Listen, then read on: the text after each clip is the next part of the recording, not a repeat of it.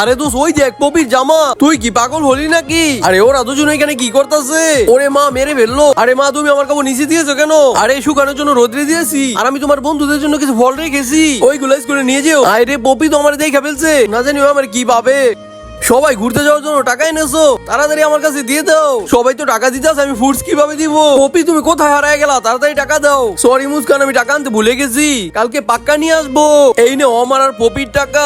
রাজু আমার টাকা দিচ্ছে কেন? এইটা ভাইবো না, এই টাকা আমি তোমার ফ্রিতে দিয়েছি, এই যে তোমার ফল খেয়েছি এই জন্য আমি তোমাকে টাকা দিয়েছি। বন্ধুরা অনেক খিদে পেয়েছে, কিছু খেতে হবে। তখন পপি সামনে দেখলো, আর এইটা তো আমার মা। নিজের মাকে দেখে পপি পিছে চলে আইলো। কি হয়েছে পপি, তুমি কি ঠিক আছো? মিনির মা বাড়ি যাওয়ার জন্য অটো চালু দিতেছিল, কিন্তু অটো চালু হইতাছিল না। এইসব দেখে পপির তো অনেক কষ্ট লাগতেছিল, আর সে সাথে সাথে নিজের মাকে হেল্প করতে চলে গেল। চলো মা আমি তোমাকে সাহায্য করি। ওইটা মিনির মা। এইবার রাজু ওদেরকে হেল্প করতে আসলো। চলো বন্ধুরা আমরাও যাই। এইবার সব বাচ্চারা চলে আসলো। মায়ের ভালোবাসা, লাইক সাবস্ক্রাইব কমেন্টে লিখো ভালোবাসি মা।